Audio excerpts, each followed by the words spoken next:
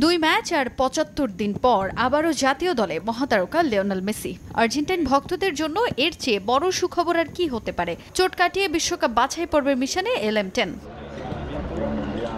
2026 বিশ্বকাপের বাকি বছর খানেক, তবে এর আগে দলগুলো নিজেদের প্রস্তুত করার মিশনে। বিশ্বকাপ বাছাই পর্বে আর্জেন্টিনার সামনে টেবিলের শীর্ষস্থান ধরে রাখার চ্যালেঞ্জও আছে। সে লক্ষ্যে আগামী জুনে চিলি ও কলম্বিয়ার বিপক্ষে 2 ম্যাচে মাঠে নামবে আলবিসেলেস্তেরা। একটিতে চিলির মাঠে নামলেও কলম্বিয়াকে আতিথ্য দেবে লিওনেল মেসিরা। 2 ম্যাচের জন্য 28 সদস্যের প্রাথমিক স্কোয়াড ঘোষণা করল আর্জেন্টিনা ফুটবল অ্যাসোসিয়েশন।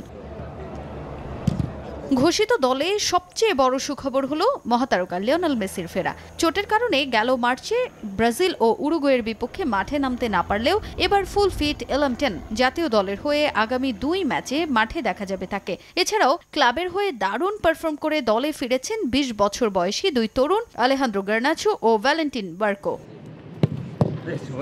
এদিকে প্রত্যাশিতভাবেই গোল পোস্টে থাকবেন এমিলিয়ানো মার্তিনেজ। পোস্ট অক্ষত রাখতে লিওনেল স্ক্যালোনির স্কোয়াডে রেখেছেন জেরোনিমো রুলি ও বেনিতেজকেও। রক্ষণে Nahuel Molina, Juan Foyth, Cristian Romero, Leonardo Balerdi, Nicolas ওতামেন্দিদের সঙ্গে আছেন ফাকুন্দো মেদিনা, নিকোলাস তাগলিয়াফিকো ও ভ্যালেন্টিন বার্কো। এছাড়াও মাঝমাঠ সামলানোর দায়িত্ব থাকবে Alexis Mac Allister, Paredes, Nicolas Dominguez, Exequiel Palacios, Rodrigo De Paul, Thiago Almada, Giovani Lo Celso ও এনজো ফার্নান্দেজদের ওপর। তবে কিছুটা অপ্রত্যাশিতভাবে স্কোয়াডে জায়গা হয়নি বিশ্বকাপ জয়ী পাওলো দিবালার।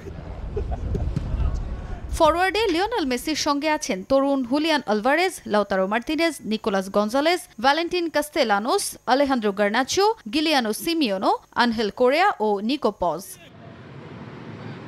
6 জুন চিলির বিপক্ষে ও 11 জুন কলম্বিয়ার বিপক্ষে 2টি ম্যাচ খেলবে আর্জেন্টিনা।